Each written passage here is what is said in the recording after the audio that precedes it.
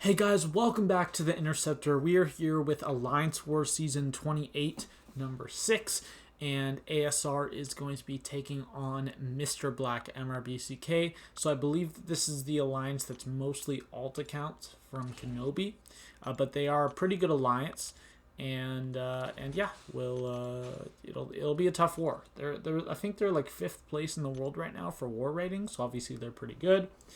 And we have the team today of Doom, Quake, and Apocalypse. And this is about to be the worst Alliance war fight you have ever seen. This first fight. And yeah, this is a fun one. So we're going in with Apocalypse. And originally I was assigned the team of Doom, Apocalypse, and Cable, so that my Apocalypse would be at full charges. But one of the fights that I was assigned Doom for, I thought Quake would be better for, so I asked him maybe if I used Apocalypse for this fight and not the other fight, then my Apocalypse would be at max charges, because I'm using Apocalypse for 3 fights this war, 3 of my 5 fights. And yeah, one of the fights was just pretty sketchy for Doom, so I would rather Quake it, and here we're boosting up. And we're going to be going in, and this might be the worst fight you've ever seen, and you guys will see why.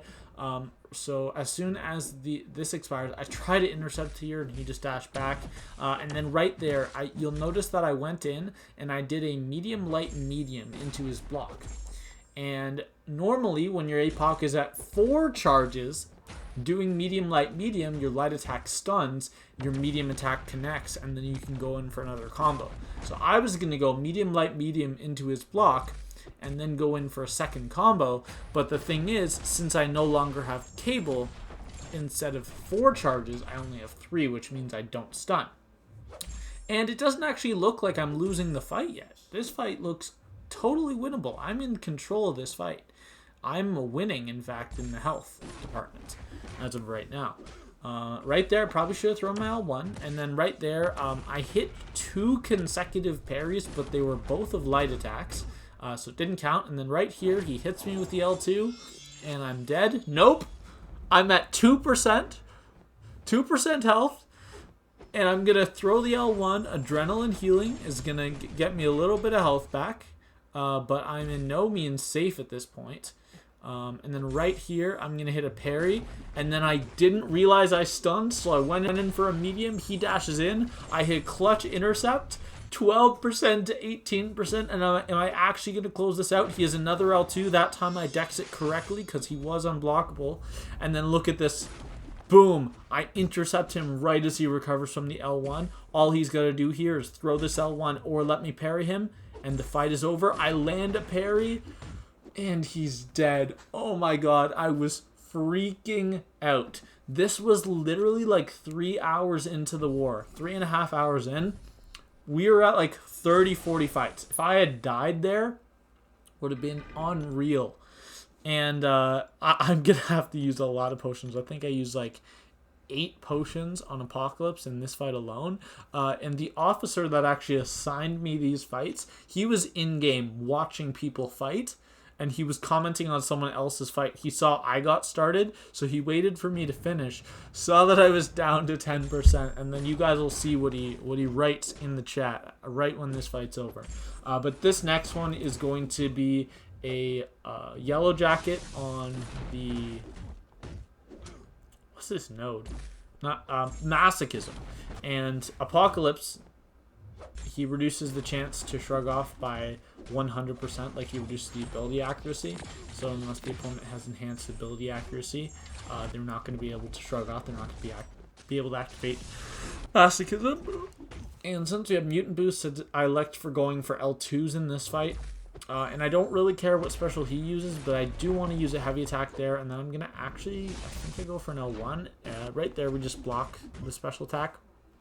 Yeah, and then right here, we're going to go for another L2, which I don't think it's going to kill, but it's actually going to get him pretty close. So there we go with 40% left. Obviously, Apocalypse does benefit a lot from suicides, but I didn't really feel like using them. And then right there, I don't even know if that hit his block or if the first hit is what killed him. Even if it hit his block and he perfectly somehow parried every single hit, he was dead to my debuffs anyways, so that was not a risk. That was a 100% chance to kill him. And now we're going to go into this Corvus fight. This is going to be a rank 3 6-star Corvus on the mini-boss.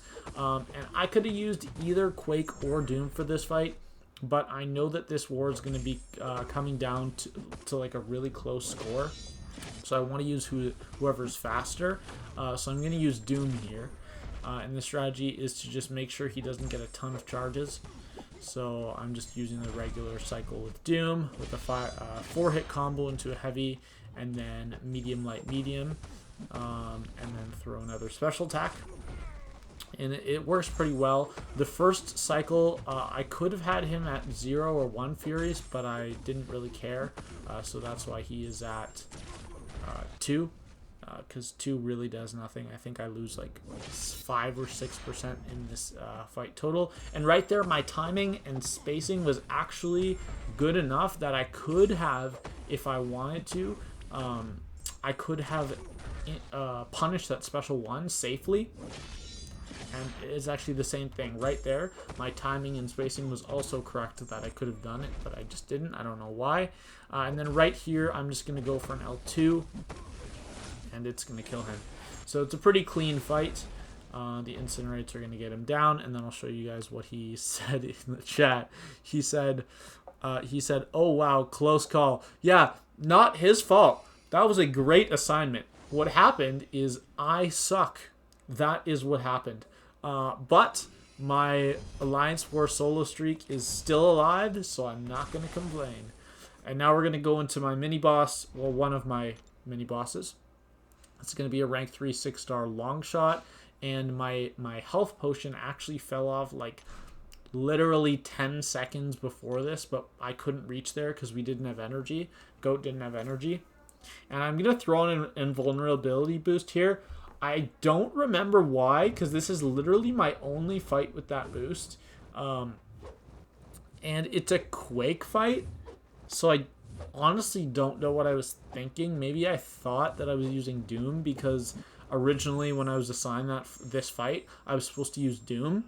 And I had planned to use invulnerability if I was using Doom. So I guess I was just in the mindset, oh, go into this fight with Doom and pop an invulnerability boost. Luckily, I remembered to go into the fight with the right champion. But I also just pissed away an invulnerability boost for absolutely no reason. So yeah, this is a perfect Quake fight. I don't get hit, I don't drop a heavy attack.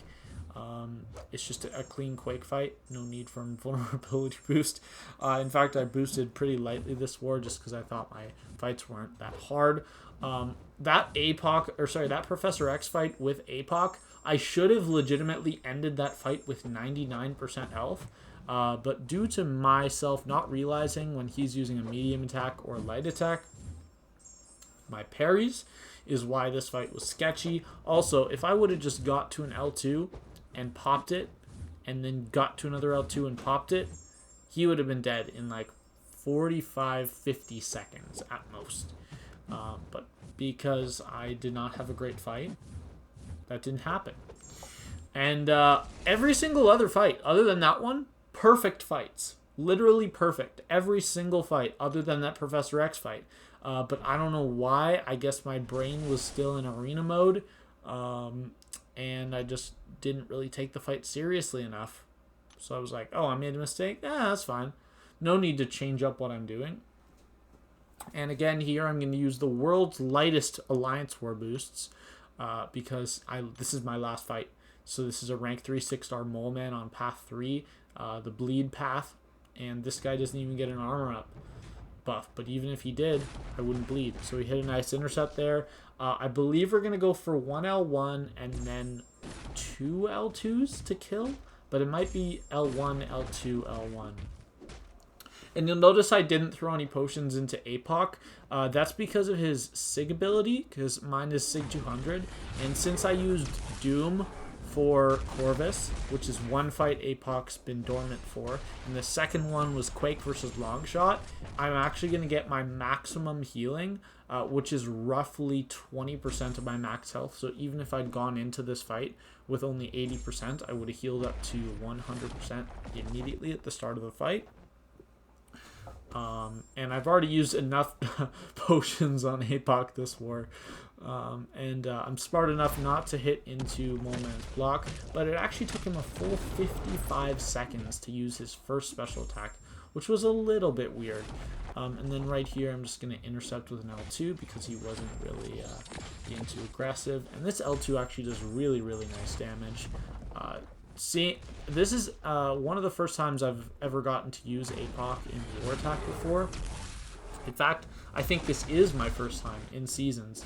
And the reason I haven't been using him is because he's always been on defense. Like, literally always. Since I got him, he's been on defense. And then the L1 kills right there. So that fight was a minute and a half, but all my other fights were decently quick, other than the Professor X one, obviously. And that's actually the end of my war. So, obviously the war is not decided yet, as I'm recording this literally 5 hours and 45 minutes into the war. So, like, the war has very much left.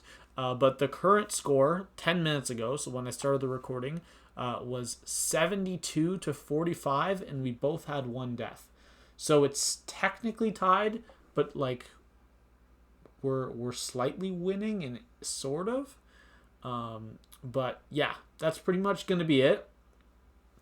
And I know I said that I would be grinding the arena for 6-star Penny Parker. I am no longer doing that. And the reason is because I only have a day and a half to finish Karina's challenges and 100% Act 7.2 so I can get my rank for 6-star on day 1.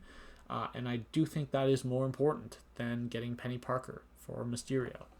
And yeah, that's going to be it. I'll see you guys in the next video. Bye.